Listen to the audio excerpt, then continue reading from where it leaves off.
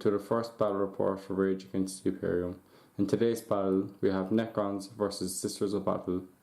Today is going to be a 500 point game and we're going to be playing Kill Confirmed from Chapter Improved. In this game, we must set up 6 objective markers and we score victory points by killing enemy units via no quarters given, Slay the Warlord, First Blood and Namebreaker. We will also be deploying using the Frontline Assault deployment map in today's game. So I hope everyone enjoys and has fun.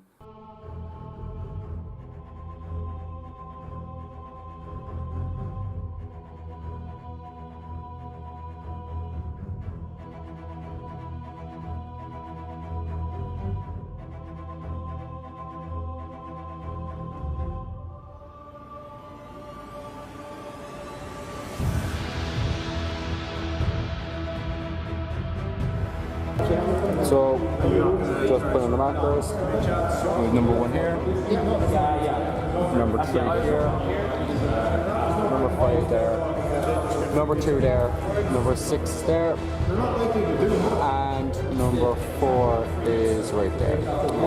So he has chosen to deploy that side and we'll come back after deployment as we said.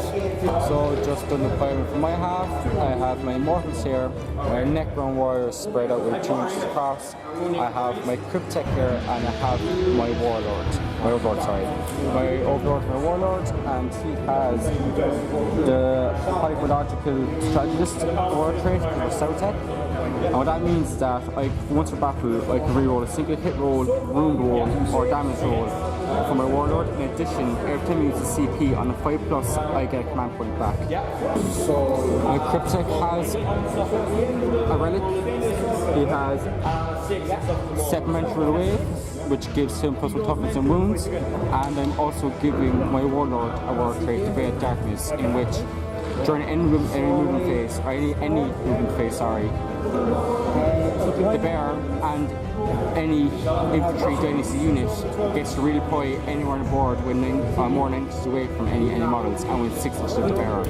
So I'm going to be using dynastic heirlooms to get an extra stratagem. So because I got a water trait, on a 5+, I get CP back, so I spent 1. So on a 5+, I get it back. No, so I instead have 2 CPs, so that's my deployment done. Our opponent is now done deploying everything and we are just going to go straight to see who goes first. I dropped first so I get +1. So he rolled a 4. On a 4, 5, 6 I get to go first. Got a 6, got a 7. DC's on a 6. Will I? No, he does not. So Necron's turn 1. So let's see what cards I drew.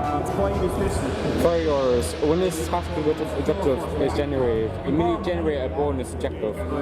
This does not count towards the number of active objectives that you currently have to play. Your Warlord is the only unit that can be used to achieve this bonus objective. Behind enemy lines, score a victory point if you've at least 1 unit when enemy is deployment zone. If you've at least 3, score D3. Okay. Second objective. Secure objective 6. And the last one. No prisoners. Score 1 victory point if an enemy unit was destroyed during his turn. If between 3 and 5 enemies were destroyed during his turn, you score D3, and if 6 or more were destroyed, you score D3 +3 victory points. Okay, so that's my objectives. And let's see what happens during the game. So just done my movement phase there. I will be done to the warriors, so they have +1 to advance, charge and hit. And because in South-Tech, when I advance, my rapid fire gun becomes assault and my heavy guns become assault as well. So for example, rapid fire 1 becomes assault 1 and heavy D6 becomes assault D6. So these guys moved 5 +3 for advancing, +1 for my will be done, meaning they moved 9. So they moved halfway across the board near towards objective 5. The Immortals just moved 5 inches towards there, and the Cryptek and the Overlord the Overlord moved to the left and the Cryptek stayed in the middle between the both of them. So that's the end of my shooting phase. The Warriors targeted the Rhino. Out of 30 shots, because these 2 guys here can't see, 6 went through, and out of wounds, none went through. Out of the Immortals, 4 could see the Rhino and 4 shot. There was 1 test of pop and 3 hit misses, so technically 1 dice failed, and out of wounds we got 1 dice. He rolled a save and got on a 6+. So I'm not going to charge and I'm not going to assault, so we'll just go to my opponent's turn 2. I scored nothing yet. I'm going to discard 6 though, because 6 is there and we don't want to get 6. 6 is bad. Okay, so my opponent drew his cards. He's using the Imperium deck, but he's playing Sister, so we're actually going to the rulebook to see what he has. So he has 15. So instead of doing Hammer Emperor, he needs to get objective 5. He has Defense 3, which is down there, so one nice for him. And his Warlord has to get number 16, and instead of Death from Afar, it is objective 6. So his Warlord has to go here. Yeah, my point's going to do active faith, so this is just for everyone that doesn't understand the rule. Basically, roll these 6 at start each of your turns, and 2+1 unit from your army with the active fate, which you can form an active fate, chose it from the following list. And the list is Hand Emperor. This unit can immediately move as if it was moving phase. Divine Guidance. This model can immediately shoot as if it was shooting phase. Passion. This unit, if we went of any unit, can point and fight as if it was fighting phase. And Spirit of the Marker. One model in the unit recovers D3 lost wounds, and you return a single same model to unit with one wound remaining. He gave him Hand Emperor, so they get to move as if it's the moving phase. In an opponent's moving phase, he moved his big knight 7 inches +6 because he advanced 6 inches towards 5. With the Rhino, his guys inside disembark first, so disembark within 3 inches and then move towards there, go towards 5 in the Warriors, and the Rhino move towards the big knight. Kind of good looking guy. His Warlord had to go for number 6, but she got stuck in the mud and didn't get to move and advance as much as she wanted to. And the other 2 units here just moved as normal, trying to flank the Warriors on the right hand side, going towards number 3. So in the moving phase, let's see what happens in the shooting phase. So in the opponent's phase, he shot his Flamer at my Mortals and killed 4 of them. So I have 4 guys left. He also shot his 2 flamers from his squad here. They rolled 2 6s, so that's 12 flaming shots. Hitting these guys, which killed 3, and then shot the rest of the guns, which killed another 2 from terrible saves. So I have 10 warriors left and 4 mortals. So I have to do morale. So I lost 5 guys, meaning on that 6 I lose 1 more. So no, got a 4, just missed out. My opponent has Rhino in 3 inches of number 5, so he scores it, so he has 1 point so far. And he has the other 2 objectives. Are you going to drop one? I'll be dropping. He's going to drop to defend number 3, which is over here. So that's my opponent's turn. It's going to go to my turn 2. Let's see what happens with my reanimation protocols. So my next card for turn 2 is defend objective 2. 2 is there on top of that mount. It's doable. Let's see what happens. Reanimation protocols. So I have 5 warriors on 4 buttons because of the cryptic. They come back. Sorry, I just said 5 on 4. So 2 come back. Back on a 4+. 2 come back on a 4+. Enemy moving phase. Immortals moved in, Cryptic moved in, above them. I gave my will be done, so Tez is going to pop on a 5. I'm going to pop his Veil of Darkness right now. So these guys, +2 Overlord, is going to move from here into that corner behind his Warlord. So Veil of Darkness behind his Warlord. So 24 rapid fire shots into his Warlord. All these dice hitting on trees. That's quite a lot of trees. Yeah, we failed 3 dice. 24 shots went through. Now the wound, your strength. Toughest 3. So strength 4, toughest 3, wounding on 3, -1. Right. 2, 3, 4, 5. So we have 3, 6, 9, 12. We have about 16 wounds at -1. So I only really need to go. Yeah, I don't know if this can do 16 wounds, but we'll see what happens.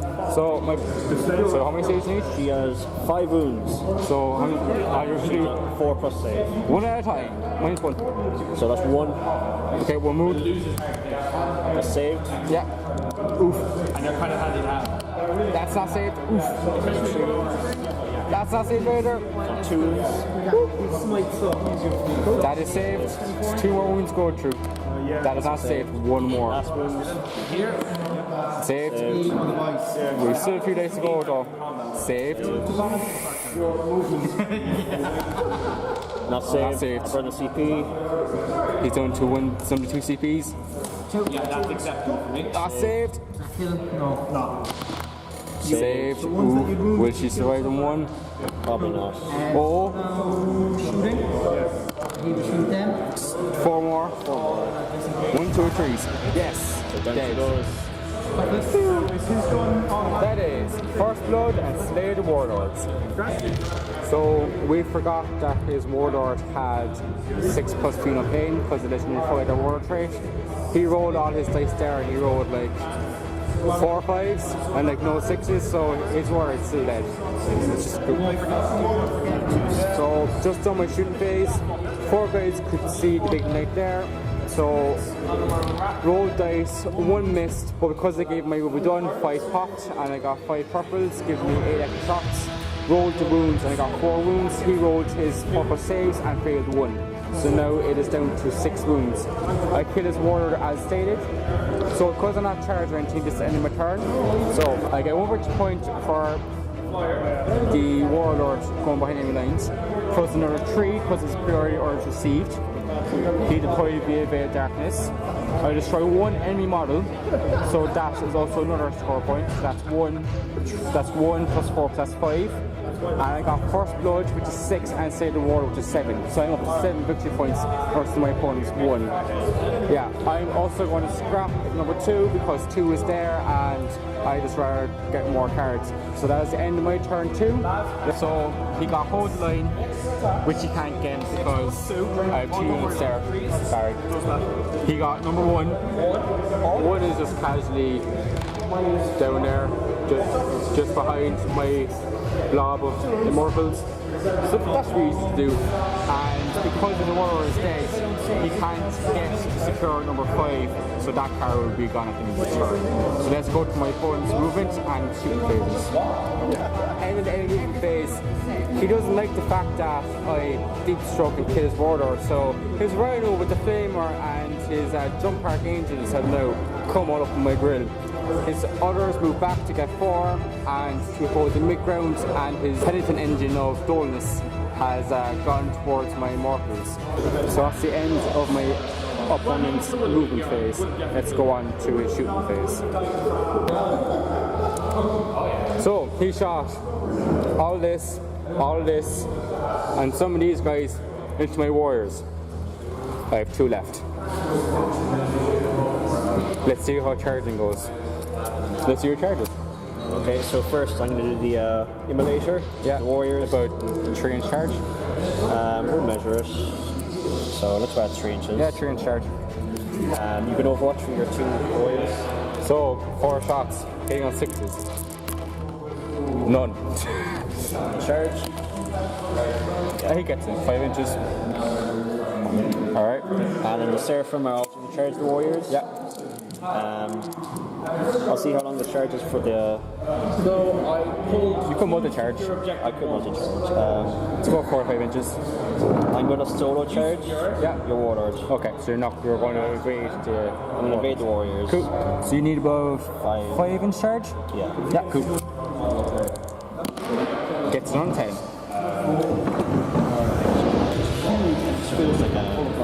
Immortals lost 1 guy through being shot off by the engine. And now we're doing charge phase. It looks like 6 inch charge plus terrain. Yeah, about 7 inch charge. Yeah, about 7. Just gets it. So I'm the burn. Yeah, I'll burn the CP. We're going to use CP to make that 1 a little better, just in case. And it does, it's 11. So he's down to 1 CP. And his engine is now close combat, meaning everything I have for shooting is now stuck in combat. So, end of the charge phase and the assault phase. His big engine of meanness destroyed all my immortals. He rolled 4 attacks, I saved 1/6. He, on a 4+, he got attack again, he rolled a 5. Everything into the warriors. I have 1 warrior left, definitely using 2 CPs to outpass morale. And my overlord is also in combat with his angels. Did nothing. He kind of took all the shots, so now I'm attacking back. In my opponent's turn, warrior did nothing to the Rhino. I killed 2 of his angels with my overlord, and Cryptek did nothing over there against the sentinel. So now morale. I'm going to use my last 2 CPs to outpass morale on my warriors, meaning on 2 5+, because I have the strategic warlord trait, I get CP back, I get none. So my opponent's scored nothing, meaning he's still on 1 point. I'm going to bin this. And he's going to bin score 5 because, or I did the 6, sorry, because his warlord's dead. So down to my turn 3. So warriors coming back on 5+, 14 of them. And we get 1, 2, 3, 4, 5, 6, 7, 8, 9 Necron warriors, 3 new ones. Let's see what I get. Defense 6. 6 is there. It's plausible, but after the Rhino. Second card, defend 4. Yeah, 4 is not going to happen. And the last one, Age is a machine. Score a victory point if at least 1 enemy vehicle model was destroyed during this turn. If 3 were destroyed, just score D3 points, and if it was Titanic, score an additional 3 points. So let's see if I can kill his Rhino over there. So unfortunately, because there wasn't enough room, I was only able to bring back 6 warriors. 1, 2, 3, 4, 5, 6 to be within an inch of this warrior, meaning the other 3 that I brought back can't because there's no room. In the movement phase, I gave my will be done, so they're hitting on 2s. I was able to pile in them in 3 inches within 6, so that's another command point for me. The Cryptek is going to stay there and possibly die, but it means the end is at the other end of the board. So, end of the assault phase for the both of us. Warriors did 1 damage, brought him to 1 wound. He hit back and they fall. Overlord hit. He killed 1 guy because he rolled a 6. So 1 guy died. He hit back with nothing. Yeah, he just killed the Cryptek. So that's the end of my turn. So I have to defend 6. So I'm still holding it, but if I score, I get 2 victory points. So I scored nothing yet, but I'm going to scrap defend 4, seeing as it's over there on the opposite side, and that'd be a trek to go for. So I'm going to hold on to Age of the Machine, defend 6, and I'll scrap number 4. So to my opponent's turn 3. So my opponent did his ability that lets him shoot, move, or fight before his turn starts. He shot into my overlord and he did 9 wounds with his infernal meta-emphasis of not laceless. So my overlord is dead. That is 1 point to my opponent. It is now 8-3. So my overlord being dead. Gold charge. So, due to some time constraints, me and my opponent have agreed to end the game after this turn, so I end after turn 3. So my opponent is just going to basically focus fire into the war as much as possible, but if they did die, I'm taking kind of tables. However, if at least 1 of them survives, I am going to win the game with at least 8 points to maybe 4 or 5 loss. So let's just see what happens for this turn. So, end of the turn, end of the game. Unfortunately, my opponent only did 4 warriors, not 5. So I didn't have to take a morale test, meaning that these 2 warriors of warriorness have survived the game and have won the game. So, that's how that day shot is the Seraphim also shot, but unfortunately I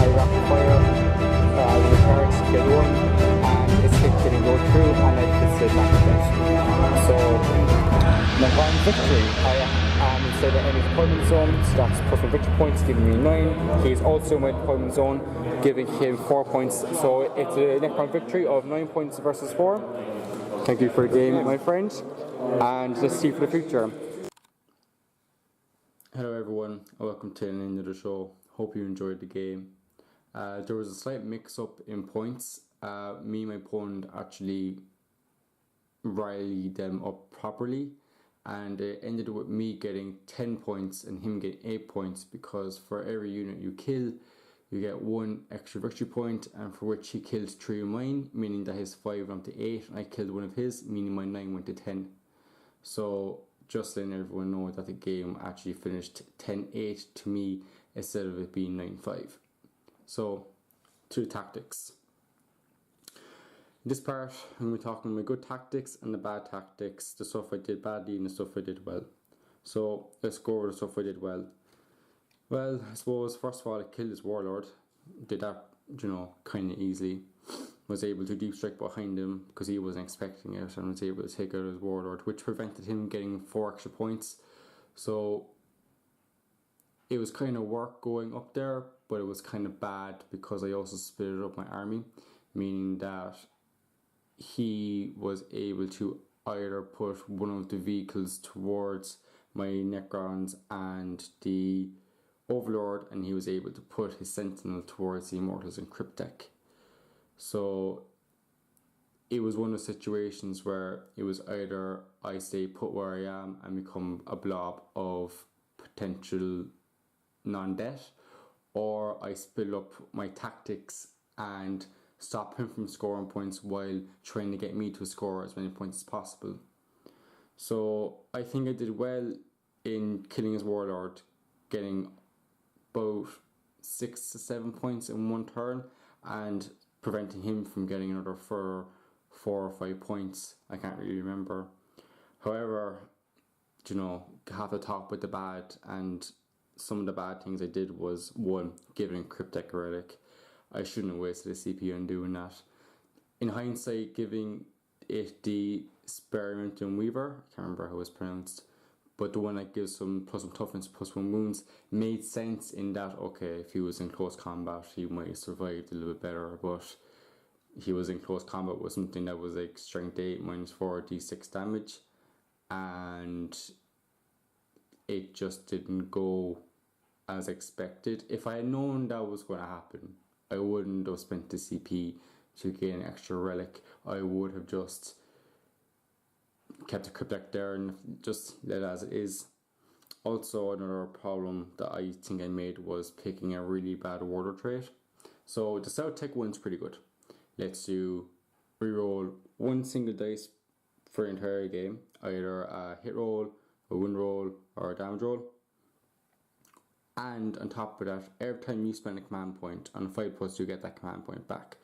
So, for example, if I was to spend 3 command points, I get to roll 3 dice, and for every 5+ I get a command point back. So if I was to roll 2 5+s and 1 3+, well, I get 2 CPs back instead of getting none back, which is a pretty good investment. However, because I only had 3 command points and I didn't really have that much investment in that, I didn't have Italian or narrator or any other way to get more command points, I felt like it was a waste, because my chances of getting an extra command point was 1. So with using this warlord trait, I was going to have around 4 if I was to pop the 5+, but unfortunately it never happened.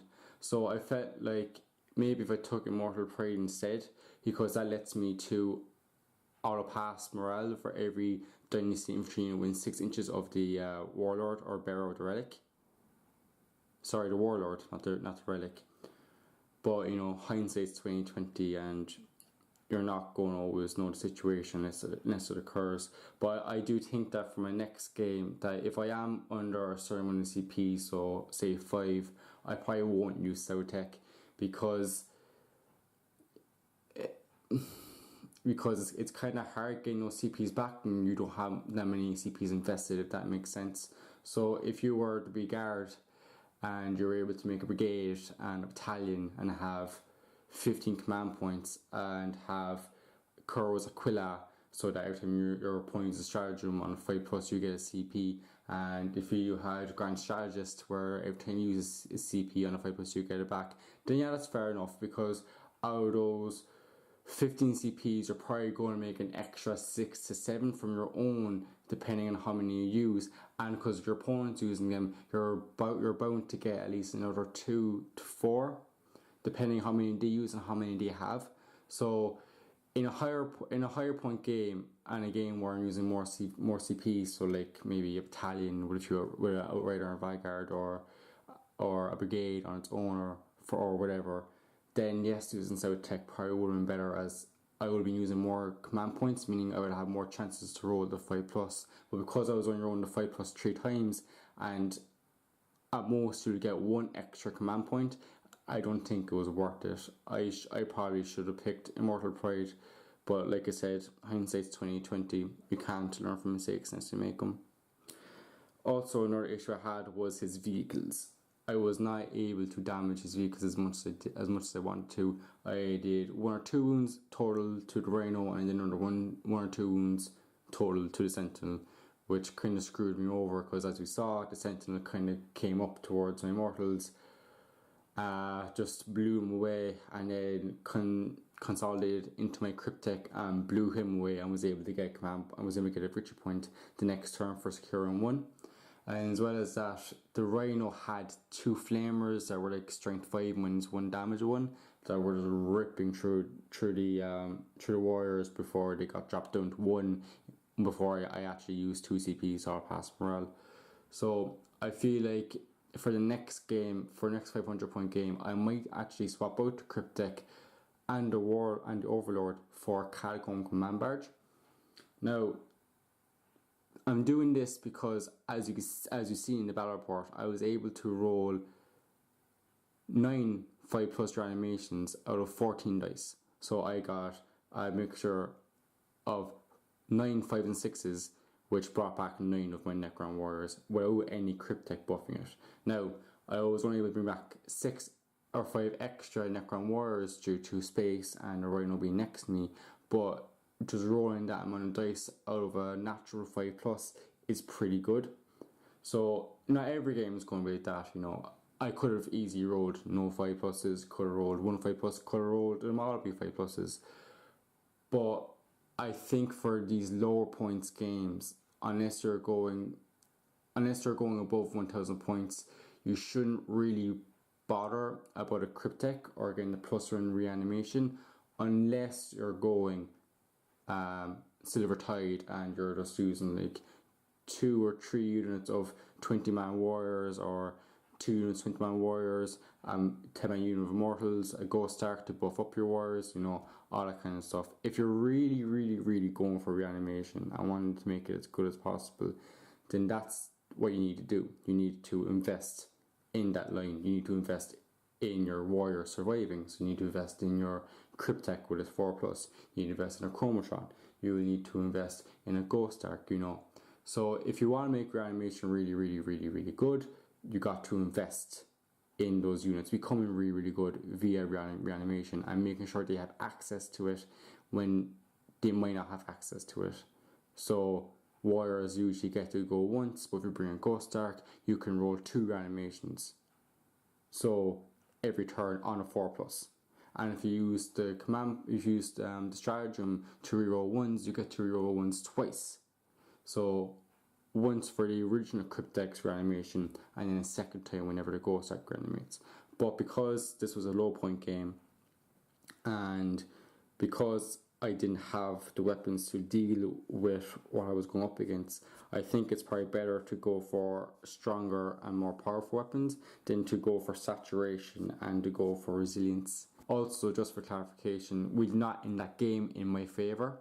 My opponent was about half an hour to maybe 40 minutes late coming to our game, and we aren't actually playing to the shop. We're playing in a community centre, so it's actually closed after a certain amount of time. So it was either we play on and do a 4th round and rush to put everything back into our boxes before we go home, or was that we end the game where we did, in which gave us an extra 20 minutes to put our stuff away, which we thought was the better idea.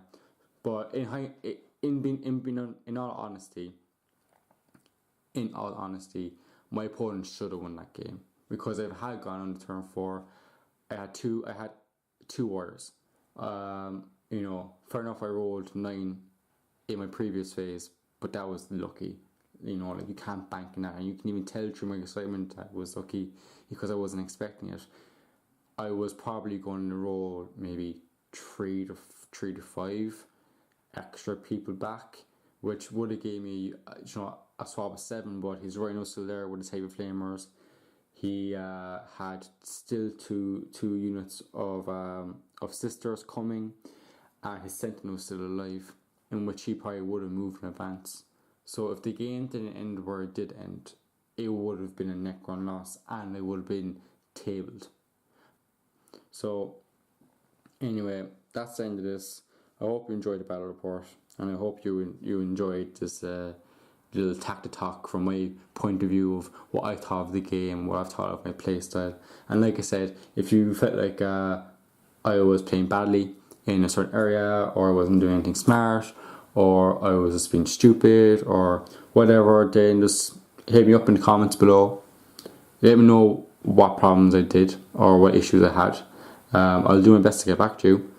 I'll do my best to improve my gameplay, and I'll do my best to make sure this is a channel worth coming to. So just as a